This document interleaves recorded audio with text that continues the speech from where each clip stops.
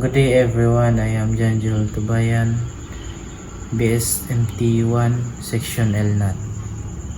Task 1. Maximum cargo loadable quantity. We are finding out the maximum amount of cargo the vessel can load at the tropical draft 9.40 meters while considering the weight of fuel, water, and non-cargo items. The formula: max loadable cargo deadweight at departure draft minus total non-cargo weight. Max loadable cargo equals deadweight at departure draft minus total non-cargo weight. Breaking it down from the hydrostatic table, the deadweight at 9.40 meters tropical draft is 14,000 metric tons. Given weights: fuel oil 2,000 metric tons, diesel oil 250 metric tons, fresh water or drinking water 300 metric tons. Constant deadweight: ship's equipment, crew, etc. 200 metric tons.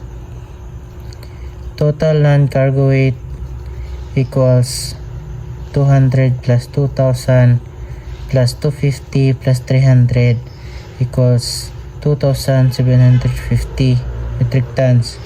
Total non-cargo weight equals 200 plus 2,000 plus 250 plus 300 equals 2,750 metric tons. Max cargo loadable equals 14,000 plus 2,750. Max cargo loadable 14,000 plus 2,750 equals 16,750 metric tons. Final answer for task 1. The vessel can load a maximum of 16,750 metric tons of cargo.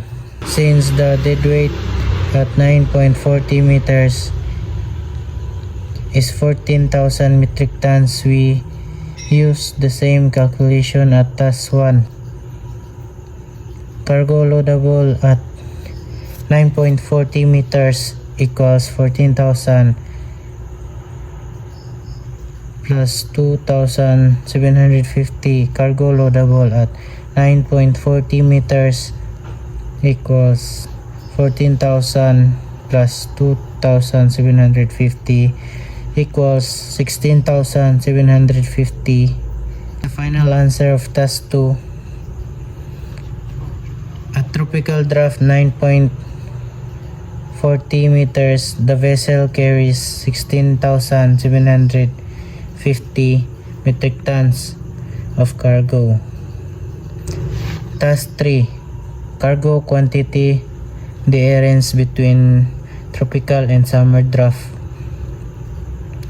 We are finding out how much extra cargo the vessel can carry at tropical draft 9.40 meters compared to summer draft 9.217 meters. The formula: cargo difference equals deadweight at 9.40 meters minus deadweight at 9.217 meters. Cargo difference equals deadweight at 9.40 meters minus deadweight at 9.217 meters. From the table, deadweight at 9.40 meters tropical draft equals 14,000 metric tons. Deadweight at 9.217 meters summer draft equals 13,500 metric tons. Cargo difference 14,000 equals 13 3,500 is 500 metric tons. The final answer for task 3. The vessel can carry 500 metric tons more cargo at tropical draft than a summer draft.